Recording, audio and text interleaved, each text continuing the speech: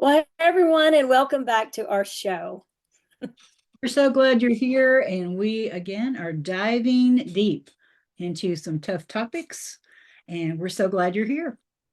Yep, we are going to talk this week about relationships. And when we're speaking of relationships this week, we're talking about romantic relationships. So, a spouse, someone you're dating, someone you like. So, there's so much we can dive into with other relationships, but this week it's going to be on a romantic relationship. How are they healthy? Are they unhealthy? And how to identify? Mhm. So, Shelly Jane, let's start out with how do we know that a relationship is healthy? Well, I think three signs that we know that we're in a healthy relationship is we feel good about ourselves, and we walk away from, every time we're together, we're free to be ourselves, we're peaceful, we're happy, and we have this undeniable sense of just peace about being with that person. The second sign is that when we're with that person, we feel encouraged to be better, to dream and to set goals. I think those are two really good signs. And a third sign is that you're just happy. You look forward to being with that person. And we all make mistakes. We all have times where we say the wrong thing, we do, but that person is forgiving. They're just quick to forgive. They're just, Yeah. okay, you were having a bad day, and thank you. We can ask for forgive, but it's just easy. It's an easy relationship, and it's not like we're walking over each other, but just that person is quick to forgive. They don't hold on to a grudge and hold it over you, and no, they're Bring it up again. yeah. So you're happy, you want to be better, and you look forward to being with that person, and you're just free to be yourself. You don't feel like you have to do anything to please them or cause the situation to be happy. So those are Right. Right. three simple signs. No, those are good. And of course, I want to just add in my personal story of, I was a single mom 16 years and I did a lot of spiritual and personal growth and a lot of work. And to find, I think that once you're in a healthy place within yourself, you pick that person, you mirror who you are. And so I know that I would have never been able to find the husband that I have today had I not done that work. And something else about I love to tell people because we did get engaged quickly and we were married fast. We didn't go through the 4 seasons like usually our pastor would talk about. And I do think that's a really smart thing to do. But we had known each other since fifth grade. So ours was a little bit of a different story and still going 13 years strong today. But something that when people say, how did you know? How did you know that this was the relationship? And one of the things that it sounds kind of funny, but it's so true. When there are no buts, and I'm not saying he was perfect. I'm not saying I'm perfect. Nothing of the sort. But when there are no buts, like, well, I like him, but we've all dated people before where we're like, it's just not right. And Flags. if it's not right, just move on. What they say? Flags. Don't Yeah, the ignore flag. the flags. Don't ignore, look under the hood. Don't ignore the flags. Absolutely. And when there's no buts, I mean, you may say, oh, I like him, but, I don't really like his career. I don't like his habit. And when you see those flags going up, don't deny yourself. Pay attention and honestly, without wasting time, move on.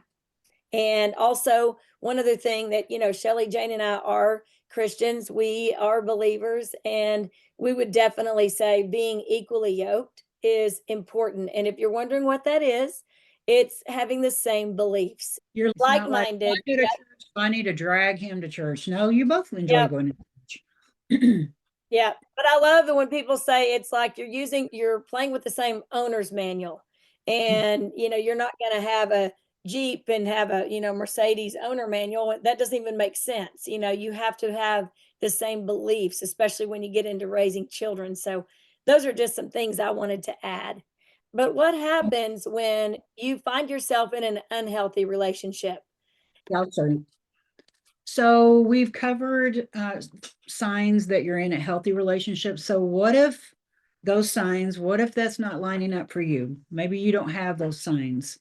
So, here are some signs that you're not in a healthy relationship, or someone that's in an unhealthy relationship. And sometimes it's described as toxic, codependent, manipulative. So, three signs that you're possibly in an unhealthy relationship is there's number one, it's not peaceful. There's a state of chaos. There's worry, fear, unhappiness, arguing. The second sign is that you're not free to be yourself. You're in Yeah. this constant, accusation, and you find yourself, well, if I do this, then they'll be in a good mood. If I do this, this will make them happy. You're not, you're in this like fight or flight state of always, well, what kind of mood are they going to be in when they get home? And so that would be a second sign. And the third sign is that um, they're not happy. It's just you can't make them happy. You can't do anything to bring peace into the relationship Like itself. performance driven, like Performance, performance based. manipulation, like the only Yeah. time that they're happy is if you sacrifice something of yourself for them. Yeah. So that's part of codependency. So I was we talk about that, and so I looked up Merriam-Webster dictionary. This is a definition of codependency: a psychological condition or a relationship in which a person manifesting low self-esteem and a strong desire for approval has an unhealthy attachment to another, often controlling or manipulating that person, such as a person with an addiction to alcohol or drugs. Mm, I think we've yep. all seen that either in a family or we've got friends that were just in that bad relationship and they could not see it. They were blinded to what was going Mm. on, and they were afraid to get out of it. Well, I can help that person. I can fix them. I can change them.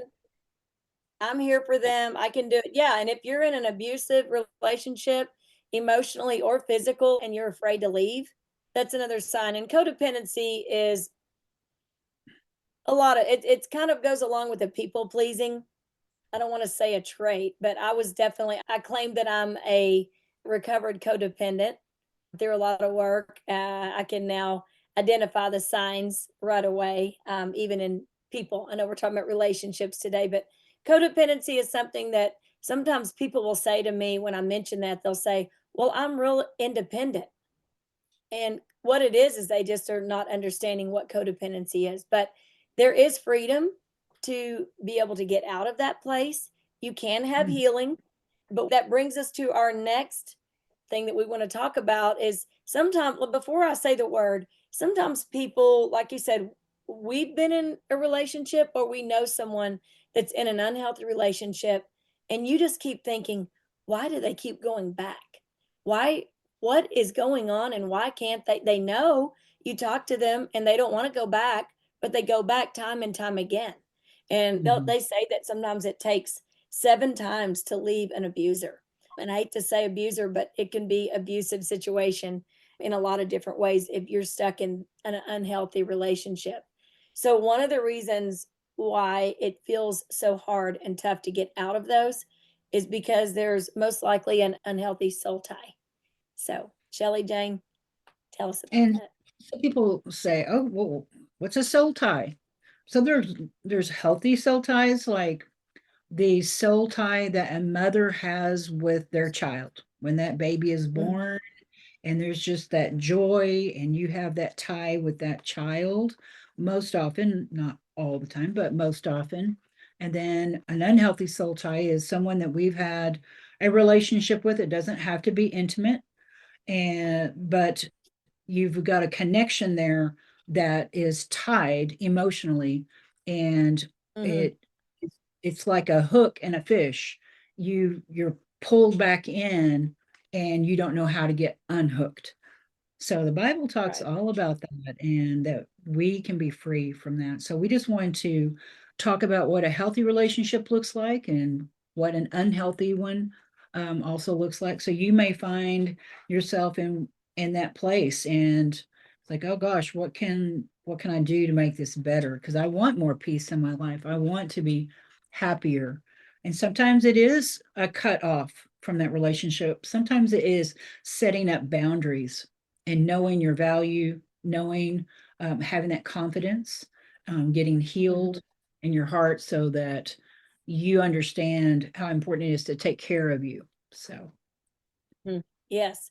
And also, I do want to go over just so because we're going to discuss more in detail on how to break free from this in next week's show, but definitely want to go over the signs of a soul tie.